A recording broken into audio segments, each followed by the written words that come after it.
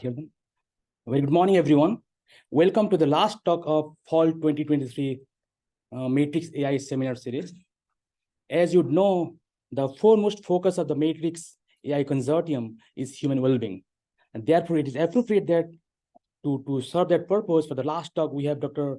Debashis Sahoo from UCSD, who is working at the intersection of computer science and system biology for human well-being. And you'll find very few people in the world who are equally adept both in computer science and biology, and he's one of those. So talking about his introduction, Dr. Sahoo, he did his bachelor in computer science engineering from the IIT Kharagpur in India. And then he did his master's PhD from Stanford University in electrical engineering. And he's right now an associate professor jointly with the Department of Computer Science and Engineering and the Department of Pediatrics at UCSD. And his research interests include analysis of biological systems and formal verifications for hardware design. Dr. Sahoo pioneered identifying simple Boolean relationships between gene expression values. Dr. Sahoo's research has produced impact in understanding several biological systems, including B-cell differentiations, colon cancer, bladder cancer, and prostate cancer.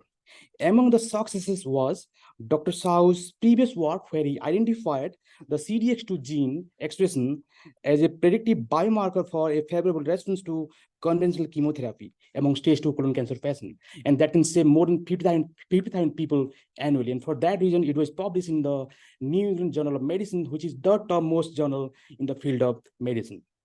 And if I keep continuing, the list is endless. He received the very prestigious K99R00 award from NIH, the DoD Prostate Cancer Training Award, the Bladder Cancer Advocacy Network Young Investigator Award. And talking about the context, we too belong to the same part of India, and we did the schooling from the same school, the high school. And I wasn't planning to do my PhD in the US, but he kind of convinced me with my skill, I should come to US and do my PhD. So I give my credit, all my success to him actually. So Dr. Sahoo, please come and throw us. Okay, thank you very much for the introduction. Thank you for giving me the opportunity. Thank you for giving me this platform and this audience to convey some of my ideas. And it would be at the interface of computer science, biology, and medicine.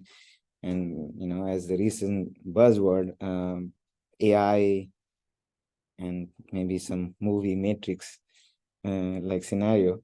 So we're going to talk about, you know, how to do data science in the context of translational research, which is basically how do you apply data science that can be impactful in medicine. And I am okay.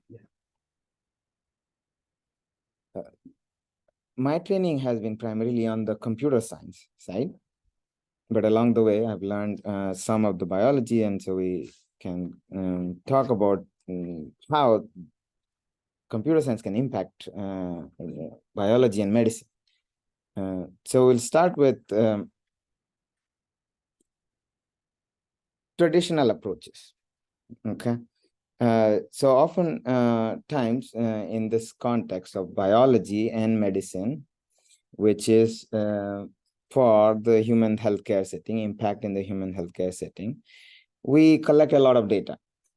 And there's a shortage in the expertise of people who are trained in computer science or data science to look at these data and come up with ideas that are probably meaningful. Biologists will have these data, but they lack the training to get the insights from the data. So there has been a lot of challenges, because most people in the computer science don't know what biologists talk about. Most people in the biology side don't know what computer scientists talk about. There's a big communication gap. And it starts with this data. Data comes in various forms. So people use mouse model, use a lot of techniques to generate a lot of data. And when they have the data, they do traditional analysis, use statistics, and figure out, what's important in this data, and starts with this kind of differential analysis, visualization of the data in the heat map form, and high-level structure that you can build networks of things. So there's a network that you can build and look at the data in the context of the network and figure out maybe some important signals and information that is present in the data, and come up with hypotheses they may have some impact. But I'm going to talk about a new approaches, which is based on invariance. And so many people haven't heard about this probably. So we'll introduce a new term called invariance, which is, in a simple term, universal laws. Think about the laws of motion. It's an invariant in general. Right? So things that a mathematical formula that always evaluates to true. So in the form of equations, when you come up with the equation is fundamentally true all the time in every context, in the entire universe of things, right? So we are going to come up with a mathematical formula that is true all the time, anything that remains unchanged, right? And in the context of biology and medicine, we think about reproducibility, generalizability of the result, and anytime you have invariance or universal laws, they're by definition reproducible, generalizable. There's no stochasticity. It's by definition true. But these results, when you are on the right path in the right direction, and have some impactful application, goes into this high-profile journals, Nature's Science and New England Journal of Medicine. But there is actually a problem, which is most of the things that you have seen in these journals are actually not reproducible. And this has been, people have looked at for last, many years of research and figured out, can we reproduce all of these results? And more than 60% researchers, they couldn't reproduce their own finding. Right? Many, 70%, were not able to find other people's finding. Right? So in fact, there is a crisis, right? So when you have this kind of problem, you publish in big journals and supposed to have big impact. They're supposed to be reproducible. They're supposed to be impactful. Of course, those things that are really impactful goes on to become, Nobel Prize winners and recognized at the end, right? So they are fundamental, so fundamental that it can impact human life in general, right? So there is a crisis in the field, and how do we solve it? And my idea is, basically, we should start from the beginning, from the data science approach, and come up with a new ways of doing data science that can guarantee, that can give us some path towards a reproducible and generalizable results. In the context of computer science, one of these aspects is called formal methods. So here you think about theory of invariance, you prove formulas, you look at complex digital systems, you build machines, you build finite state machines and try to make sense of these machines, come up with properties. So this is a branch of mathematics, a branch of computer science that deals with these complex systems and properties, how to formally prove them. Okay. And among them, in a simple formula, you can think about invariance. And so we've introduced that before. It's a mathematical formula that evaluates true all the time. And the hypothesis is that use of invariance will lead to reproducible and generalizable results in biology and medicine. Very few people can grasp this kind of statement because they don't know what is invariant, right? But they will know what is reproducible and generalizable, and there is a crisis in this field. This is very well developed in the field of computer science. People, my advisor's advisor and one of my advisor went on to get this award, Turing Award. As you can imagine, this is considered Nobel Prize of Computer Science. So very well developed, right? Started very simple mathematics called Boolean analysis. It's very old, two values, variables that have two values, and you work on simple operations with common sense, logical meaning, like and, or, and not. We will focus on this another simple formula called implications, Boolean implications. You write in this form, X implies Y. In order for, so if you have to evaluate this formula, whether it's true or false, X and Y are Boolean variables. That means that they can take one of these two values. So in order for this formula to be true, if X is true, then Y has to be true. Right? That is one simple English sentence, that can describe this formula, but it's a little bit non-trivial to understand in some context, which is this formula evaluates to true if X is false. Okay, so if X is false, this formula evaluates to true. This is a non-trivial part. It doesn't make sense to many people, at least in the context of biology, and have had people come to me and they don't understand why that's the case, right? But think about, if you make the statement, if X is true, then Y is true. If anybody makes this statement, right? So you could have thought about, if you have rain outside, then you take an umbrella, right? Or people will have umbrella to protect themselves. So in this common sense form, right, if you really want to invalidate this formula, there is only one way to invalidate, and that is to set X is true and Y is false. And that's the only way you can invalidate this statement. The only way. Every other cases you cannot invalidate. And that's why when X is false, this is true. This is accuracy true. But if X is true, then Y has to be true. Okay. So we're going to look at data and try to summarize relationship between genes using these formulas. Very simple mathematics, like Boolean logic. So these are data from microarrays, RNA-seq. This is one form of data, but generally, this kind of mathematics can be applied to any kind of data settings.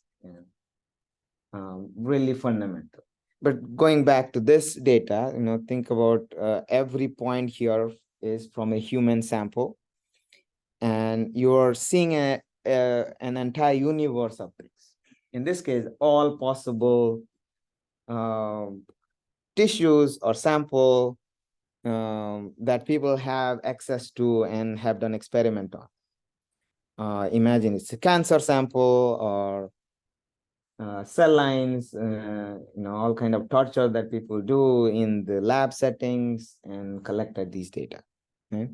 So looking at most of the possibilities that is out there, so we can call this one kind of universe. And when you find a really strong relationship, you can think about invariance. That means, there is a formula. In this case, there are two symmetric formula, which we can call it equivalent and opposite. There are some exceptions. There is a little bit of exception, right? But in general, this seems to be true, which is when BUB1b is high, CCNB2 is high. And when BUB1b is low, CCNB2 is low. There is this other form, which is opposite, but these are symmetric formulas. Now, there's other four forms, which are asymmetric. and asymmetry can be directly captured using the simple logical rule. So in this case, there's only one quadrant that's empty. Okay?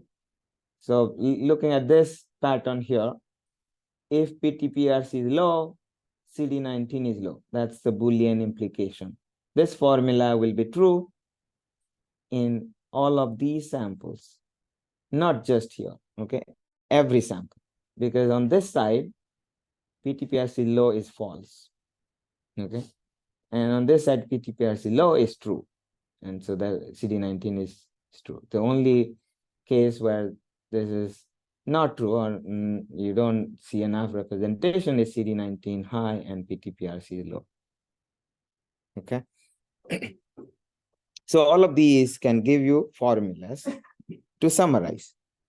And there are some formulas that are true across diverse settings, and diversity can range from different things, and you can appreciate how diverse this is. This formula is true, is an invariant, is an equivalent formula, which is true in human, mouse, rats here, fruit flies, Drosophila, and even plants. Arabidopsis thaliana is a plant, and marine organism, Botrytis. Now this is a formula that's true across all of these species. Right? So no matter what experiment you do, right, doesn't really matter. They have to be equivalent. This is a fundamental rules. This is a law of nature. And it connects to the basic biology of cell cycle, and all of these species have cell cycle as a fundamental mechanism of their survival and growth. Right? When the cell divides, they have to go through these mechanisms. So oftentimes these formulas that are observed across many of these diverse settings, we can begin to formulate invariants. We can begin to imagine, universe of things and try to come up with ideas around that invariants. And invariants will give us new insights.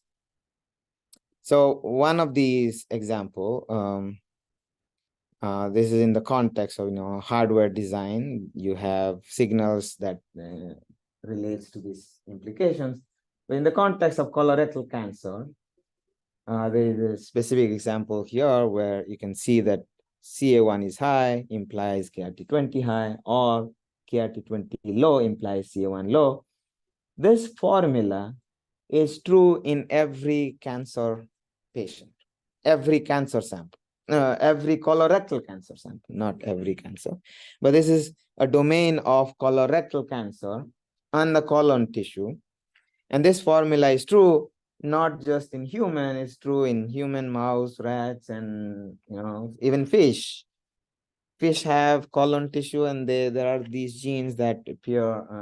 They have to follow these rules, and there is a reason why these rules give us what is fundamental in the biological processes. And turns out in this case it gives insights into the stem cell biology. There is a stem cell which is probably on the state low and low state, and it goes on to become mature cells of the colon tissue, and they systematically go from here to there. But the same thing can be seen in a colorectal cancer setting, and you can begin to think about how does colorectal cancer, why does a colorectal cancer doesn't violate these rules, and that also gets to the deep insights into the biology of differentiation. Even the cancer cannot really destroy. Right? So we want to identify these rules that are so strong, the universal, that are that can be formulated as universal laws of nature. And so my idea was that these use of these formula will lead to big impact in the healthcare setting. So this is one of the impact that we demonstrated in the colorectal cancer setting. We did this mathematics, right? So think about invariants and identify these invariants. Based on those invariants, we came up with a hypothesis that shows that maybe we can figure out the high risk cancer patient. And so this field is very well developed, but there is no solution. So people have tried this a long time back. There was a clinical trial 40 years back, right? Chemotherapy was beginning to emerge, and people gave chemotherapy to colorectal cancer patients, and it became a big breakthrough because chemotherapy worked. Many people got cured of chemotherapy. But in the context, they begin to see that there are some differences. So if you have stage 1 and 2, there is no benefit. Stage 3 and 4 got the benefit. So the Bible was written. There's a guidelines, right? Clinical treatment guidelines. Stage 1 and 2 don't get benefit from chemotherapy. Don't give it to them, right? Stage 2 colorectal cancer is right at the boundary. It's not probably that serious, but it's also more serious. There's some people in this group develop advanced stage disease, 10%. So 10% from stage 2 will develop this disease, but there is no way to figure out this 10%. And people have been trying to figure out, oh, who are these 10%? Can we figure out them early so that we can maybe give them chemotherapy? And then there was no success. Hundreds of tests have been developed, and people tried them in this data set. No success. So we came in saying, well, we have a new mathematics. We know what is invariant. We know universal laws of biology in this specific tissues, and we can figure out the high risk cancer. And so it was really tough for us to convince the community. So finally, after a long struggle, after around 6 years, 4 to 6 years, we got access to the data, and finally we gave them the breakthrough in the field of colorectal cancer. This was considered one of the biggest breakthrough. Right? So starting from a very simple logic, Boolean logic, you can begin to come up with hypotheses so powerful that you can, at this point, cure 50,000 people every year. They will be cured if you start chemotherapy at a very early stage. Right? So you have no chemotherapy, 50% survival, chemotherapy, 90% survival. Big difference. Right? A change in human life, published in the New England Journal of Medicine. Right? So that's the kind of impact that this kind of mathematics can bring in. So we have moved on and identified in different contexts, universal cell types, universal biomarker of different cell types. This is an example from macrophages. So we figured out a way, I think Dr. Dang is here, first author of the paper. And so we looked at invariants and figured out these two will be the one, and this is the winner. And so we showed to the community that all of the markers that you guys use, right, every single one of them is so inferior that you are in dark, right? You don't know what is macrophages. If you use these markers, you're going to get them all. The universal biomarker for macrophages that work at the level of single cell RNA-seq. We can come up with new models based on the network that we can establish using invariant rules. So this is an example from IBD, inflammatory bowel disease. The entire complexity of inflammatory bowel disease can be summarized into the simple network. Okay, there are nodes here. These nodes have genes. Many genes in this in each of the node. They're equivalent to each other, and they're connected within these nodes using this asymmetric rules of different Boolean formulas. So high lows is basically the red edge, And high is this green, and low is this the blue edges, and they're asymmetric paths that you can begin to see in this network. This is very unique, and nobody has seen this before. It's a network with some directed path in biology. Very hard to build, and people think about only like symmetric networks, edges, symmetric edges in this network. But so there is new challenges. So we developed machine learning framework that can look at these network and figure out important genes, right? So we did machine learning and asked, now how do you separate normal and IBD? It's a very simple question, right? How do you separate normal and IBD? So we do machine learning, you figure out there is a set of nodes that you have to traverse and a set of genes, and you can make a model that will separate normal and IBD. Okay, but it's so simple from this perspective, but having this invariance will give us additional insight. How? It will not only give us a path from normal to IBD based on the asymmetry and the information that is captured through the asymmetric logical rules. It actually builds a continuum. That means there is a continuum of samples from normal to IBD with different degrees of severity that can be associated with clinical annotation, which was not trained on. So the simple training would be, just use normal and IBD, but along that will come the benefit of separating not just, IBD, different forms of IBD, in this case, ulcerative colitis and Crohn's disease, UC and CD, will be separated from normal.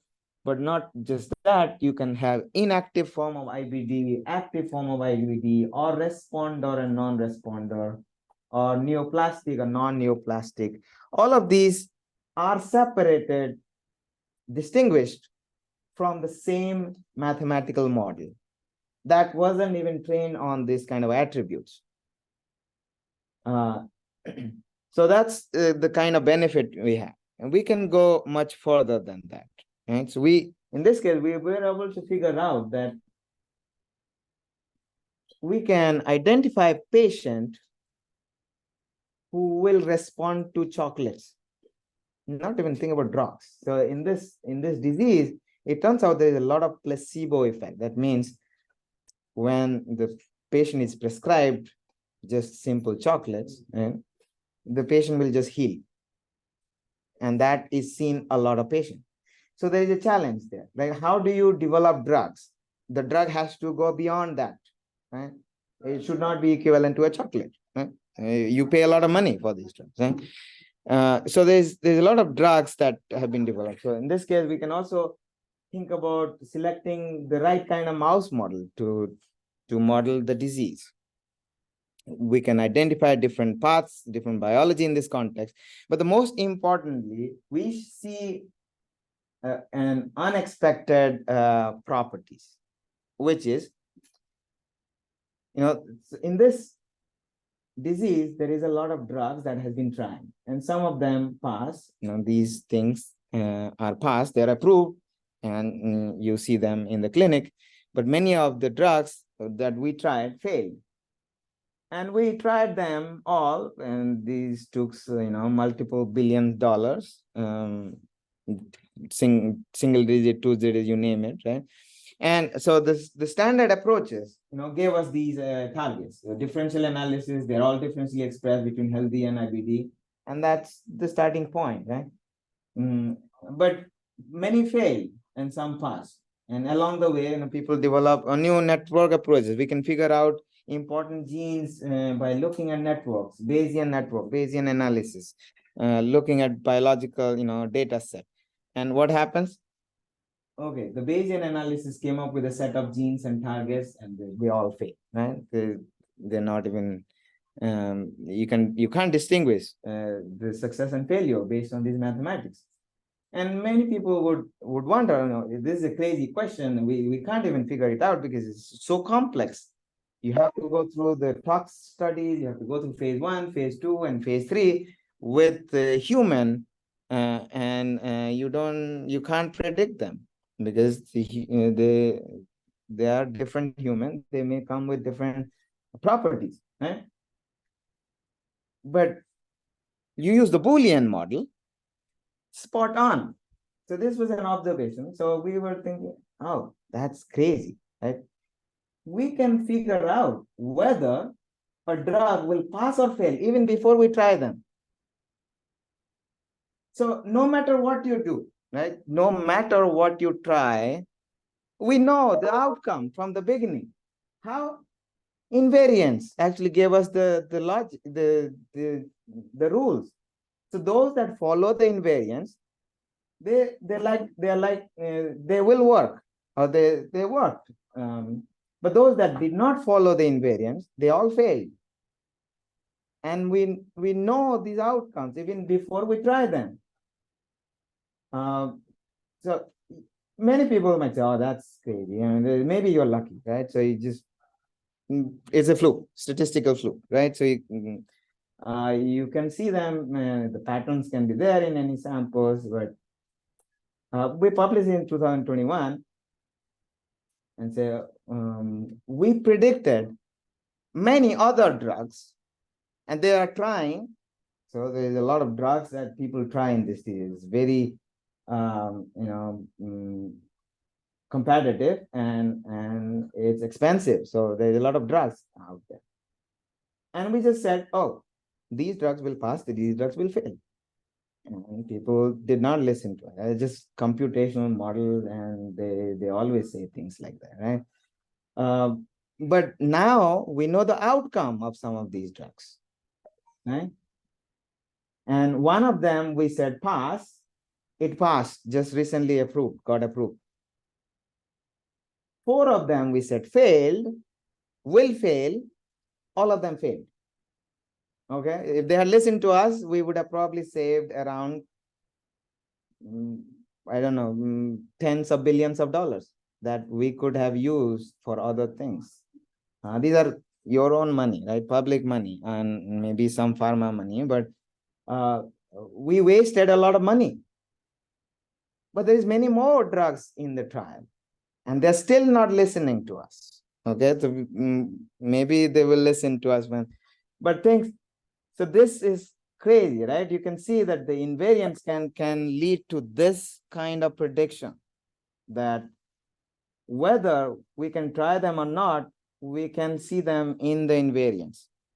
The talks and this other studies, whether it's going to be used in general or not, we can make these predictions based on invariance. So in summary, basically, we talked about this simple network, simple invariance, and implications. This will lead to new discoveries, new reproducible, generalizable results that will transform the field of medicine. Yeah, there's so many failures in this, right? So this is another example. So here we try to model a specific cell type called macrophages. Macrophages are a type of blood cells that fights infection, and it's very important. In fact, if you can figure out how macrophage work and remote control them in some ways, you can cure every disease. You can cure cancer, you can cure IBD, you can cure them all. Every form of disease, macrophages are there in the disease site, and they cause disease. You have pain, macrophage starts those pain, right? So they cause inflammation, they come in, and if you can shut them down at the very early stages of the disease manifestation, you can cure disease. Yeah? So we figured out a universal model for macrophage. So the macrophages come in different varieties. So there's something called polarization, M0, M1, and M2. But this is a controversial topic, and everybody in this field fights with each other. They don't agree with each other. Say, oh, M1 and M2, forget it. We don't want to listen because it doesn't make sense in our field. They say, oh, no, we see M1 and M2 is really relevant. It's very, very much so, and you have to listen to. And so this field has a lot of problems, and we have used these universal laws to unify the principle. There is one single rule that can be used to identify these polarization state in every sample, every state of macrophages, whether it's from the brain or lung or colon, it doesn't really matter. They all follow the same principle, invariance, right? So you can, so this invariant gave us this logical rule that unifies all the framework of things from brain tissue, skin, colon, doesn't really matter. They have to follow, and not just the macrophages, the other cells also follow their activation state based on these rules. So NK cell, B cell, T cell, eosinophil, monocytes, across the board, right? So we have mathematical models, so we can predict disease polarizations. And in one of the settings here, you can begin to see, what happens during day and night. This is a simple observation that shows that the macrophages in us, in our, body, they're from head to toe, our macrophages are repolarized every day. They become tolerant at night, and in the daytimes they become reactive. And if you play around with these macrophages, how do you play? You don't sleep at night, right? You work late, right? What happens if we have data from people who are chronic, like late shift workers, and so their macrophages in general become tolerant. So what happens when the macrophages become tolerant? You get disease, you get cancer. It turns out the late shift workers, the FDA recognized this as a carcinogenic because of this. So the universal formula gave us the insights. The macrophages, when they are tolerant, they will cause disease, because every day, turns out, we are actually creating cancer in our body. Every day we are creating cancer. We don't get cancer. Why? Because they get to work. The macrophages, they kill all the cancer cells. That's why most of us are lucky, right? But, if you play around with this, you may not be lucky, right? So you have to be careful. And so this gives us really deep insight into how specific cell types or specific information that we collect from public data, public domain data, give us so much power to get information that is extremely valuable. We can predict which one will transplant and gets rejected. So heart transplant, liver transplant, kidney transplant. We know even before we actually give the transplant. We know, we don't know yet. I am showing that if you use these, you will know. Right? People have to listen. The clinician have to listen. They have to test them in the clinic to be able to put it in the clinic, right? It's not there yet, but this is an early signal that this is extremely relevant. It can predict disease states, and the outcome can be predicted. And not just that, so we have many genes that we use in the model. And we can play God in mice, right? We can delete genes, we can manipulate, you can do genetic manipulations. And then guess what? So if you perturb these genes in mice, they change the phenotype completely. So if you take the reactive genes, so these are a set of genes that should be reactive, but if you change them, they become tolerant. And if you overexpress them, they become more reactive. And these are genes that are tolerant, and if you delete them, they become reactive. So these are on the reactive side. The tolerant is on the pink side. So these genes are extremely important. So if you delete them, if you do any kind of manipulation, so this gets to the causality of all, right? So which things are so impactful. Even the data is modeled in the human side. We haven't even seen the mouse data, right? But it's true in mice. Okay. So in summary, I've been repeating this over and over again.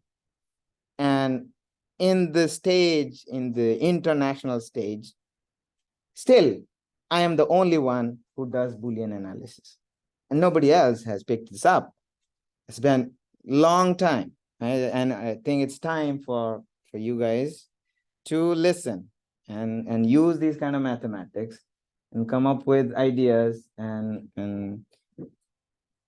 together we can impact the healthcare setting and change the field of medicine. So there's many people to thank, and so we have many funding that enable this work. But let's have some interactive questions so we can investigate further. Thank you.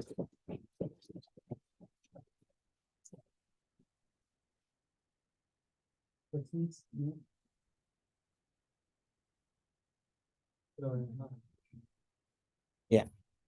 So then during the macrophage analysis, you had regarded something regarding the brain disorders which are affected by the macrophage effect, which are affected by the macrophages. Can you explain that? Oh yeah, brain. So in this case, this brain is Alzheimer's disease or different phenotype of the brain. And in terms of there's a specific state of the macrophages. So if the macrophages are tolerant, they have the disease. So in that cases, the macrophages have to be more reactive to not cause the disease. Okay? The observation is that in every single disease condition, you see the macrophages are being tolerant. So that's one of the observations, right, from here. Could be a target, right, therapies based on this idea. But just a follow-up question. Have you tried any function approximation techniques for like not using like big neural networks to find out the analysis of the macrophages? We haven't used the neural networks yet. This is just basic, simple machine learning techniques. But you can mimic using neural networks as well, right? It's just a different form of computing, right? If you don't use neural network, we haven't used, and this is what the outcome is. And if you use neural network, I think the outcome will be very similar, right? So you can train and try to fit it, or maybe not. I mean, there's maybe new opportunity to learn when you use neural networks. We don't know, right? So these are things to explore, right? I think it will be more difficult for us to make people understand if we use neural networks. That's true, because people are already in dark, and then you say, oh, I'm going to create more darkness, and we have these hidden variables that will discover this, and people are not comfortable with that, right? So we are beginning to see that, anything that is done using neural networks, people don't trust. Clinician specifically, they don't trust. You have to explain them. You have to give reasonable definition and make sense, validate in that setting extensively, rigorously, to be able to make it to the clinic. Thank you. Yeah. So there is tolerant reactive state, right? So what is that in-between state, and is it still there? Yeah, so the macrophages, that's a really important question. There's tolerant and reactive. What's in between? So macrophages are in the basal state. We call it M0, basal state, and they are differentiated from monocytes. So in the blood, there is monocytes. When they come to the tissue, they become macrophages. And when the macrophages are born in the tissue, they will be in the basal state. When they see some infection, they will be angry. They will be reactive. Right? When they see some infection, they'll be reactive. And when they see other signal, which is also in our body, there is a way to control these macrophages. You can't just go and start killing them, right? So there is a way to balance, and this is very well controlled in our body, and nobody knows how. And there are certain signals that will just turn them off, right? And so this is what happens in day and night. So in daytime, they become more reactive. In the nighttime, they become more tolerant. And this balance has to have, you need to have those balance to be healthy. But we are beginning to scratch this surface with these tools. And so we will see, what states are there in macrophages that is clinically relevant. Right? So this is just in our dreams, right? So we think about these states, we can see them, we can observe them. We need more concrete evidences, right? What is basal state? What is reactive state? What is tolerant state? There's still a lot more work that needs to be done to clarify the meaning of that. Right? But going through these kind of rules of law, universal rules of laws and invariants, will give us the tools to ask this question and not go back and say, oh, we were wrong from the beginning, so now we can't pursue it. That will not happen, right? So the forward progress, this will make sure that any progress in future will be translated to enable clinical translation. Okay. To get these results, how does the input data look like? Like, do you have like very few samples, or is it like IID distribution wise? Because like even like which you have like using deep learning models, right? You would probably need to have in general a lot more data. Yeah. There are few short learning models that still have. Yeah. How That, does the data look like? In general, I mean, trends. 80 and 100. that's a really good question, right? So it has to start from data. And in the extreme situation, right, we can use all of these data, right? But for the macrophages, and they're not all from macrophages, if you do this, maybe a little bit blood, so you have to use the macrophage data. But the data has to come in diverse form. That is the key, right? So if you don't see diverse form, if you don't only see macrophages from the brain, then you cannot figure out, what goes in the column. You have to see them all, right? And in all diverse form. And there is already a lot of data in the public domain.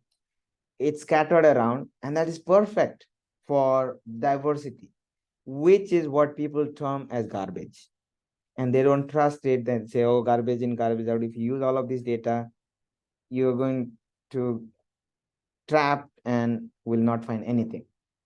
And that is the notion that most people have. And they are right to some extent, because if you use diverse data set, not normalized properly, if you don't put it together properly, you will create IID, randomness, right? If you create randomness, you can't learn anything from randomness. You have to have some information there, right? You have to have some real data with information, right? And that comes from real data, which is already available in the public domain in various form, but has to be pooled, put it together in a way that we can do analysis in many forms, right? In many ways. But it has to be normalized, has to be properly labeled, right? So you can't just take the label and shuffle that thing, right? Then you create randomness, right? And there is all of this thing going on because people don't know how to label properly. So they will put labels, but these labels will not be accurate. But then we are learning on things that we should not be learning. So those challenges are there for sure, right? But based on the invariant, we overcome some of them. So we actually have this IBD model, where people label healthy and the disease sample. There's imperfection there. And those imperfections create problems, challenges in the reproducibility, right? So you look at many of these data sets, some of them, the normal samples will be coming from actually disease samples. They will be IBD patient and they call, oh, this is a normal area. And in fact, they may not be right, right? Then you have these labels which are imperfect. And then if you use those labels and come up with analysis, they don't make sense with each other, right? So all these data set, they will just fight with each other saying, oh, your data is not meaningful. They say, no, your data is not meaningful. And then we came in here, so forget about you fighting. We have a universal laws and it will just unify all of them. We can figure out which of the labels are incorrect also, right? Um, assume that so most of them are correct. So that's where this starts from, right? And the training starts from. As long as most of them are correct, we can do the training. And this is the test of that. Even with those imperfection, we're able to come up with insights.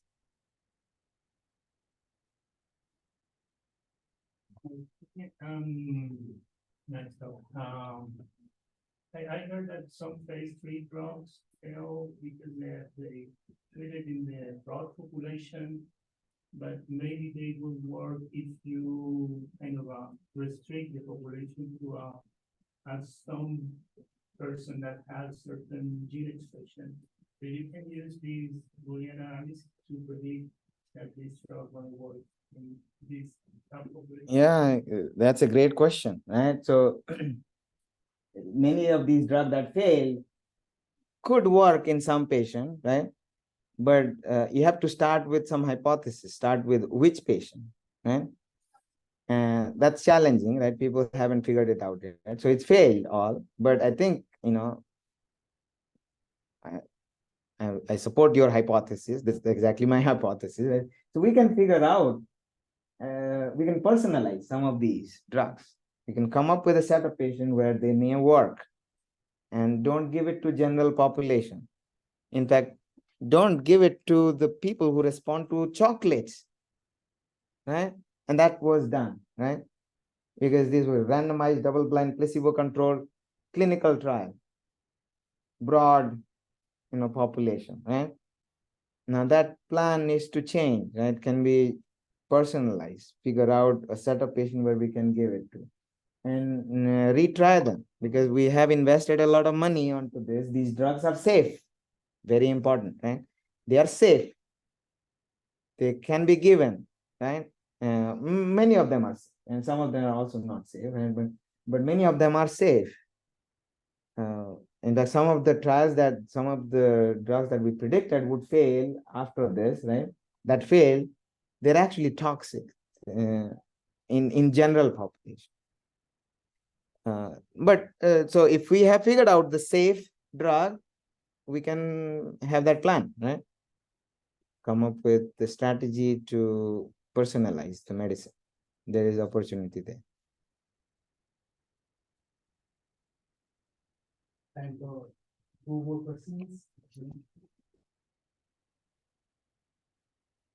I have one more question. So many students here, they are doing MS in AI. So, and the reason AI field is growing rapidly for healthcare analytics. So if someone looks at this image and do some prediction, the health, the medicine team might not agree. But do you think there can be a connectivity between your tool and the image analytics to make sure the vision AI can find out the image itself? Yeah, that's a great question, right? So machine learning emerging and very simple from an image analysis perspective, and many tools are already available. People can play around with, and they can come up with ideas, right?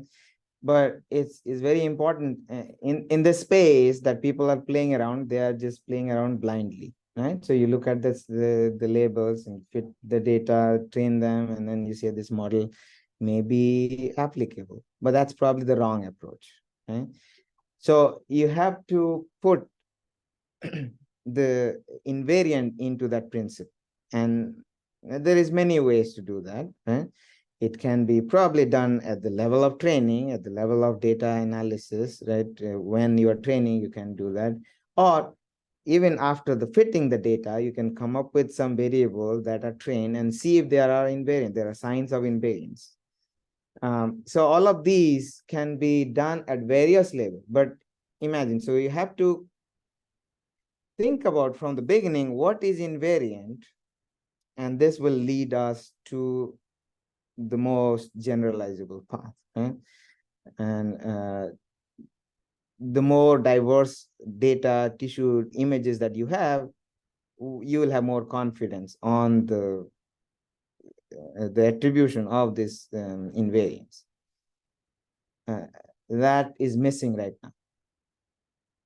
And so hopefully, you guys will think about invariance and think about machine learning, implementing that in the context of machine learning, training, back propagations, or whatever that you do. But think about invariance and how they can change the training and the rules and the impact comes afterwards.